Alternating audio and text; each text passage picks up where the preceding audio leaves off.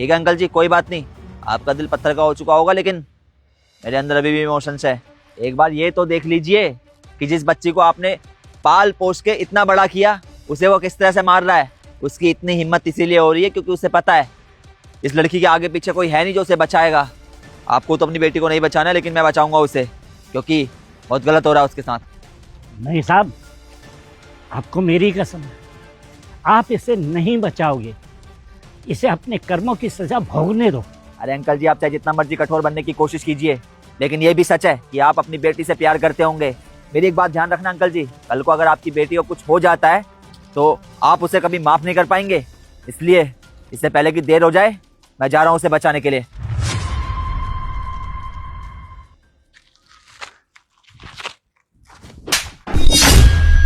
दूर रहे मेरी बेटी से।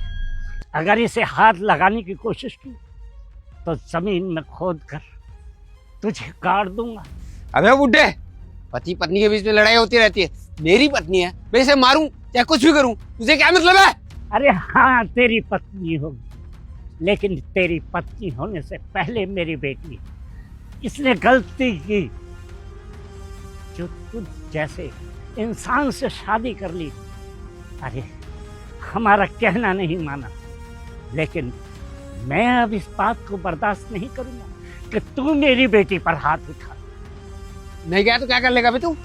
अब ओए, तू जानता नहीं है मेरे बारे में, ये मेरे वहीं काम करते हैं।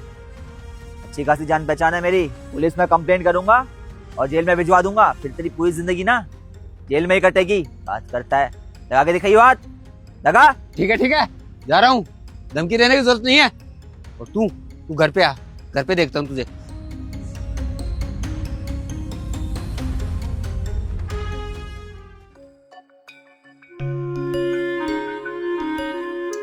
अंकल देखिए, मैं मानता हूँ कि आपकी बेटी से गलती हुई है, लेकिन उस गलती के पीछे अपनी बेटी से इतना नाराज़ हो जाना कि आपको अपनी बेटी की तकलीफ़ नज़र ना आए, ये तो गलत है।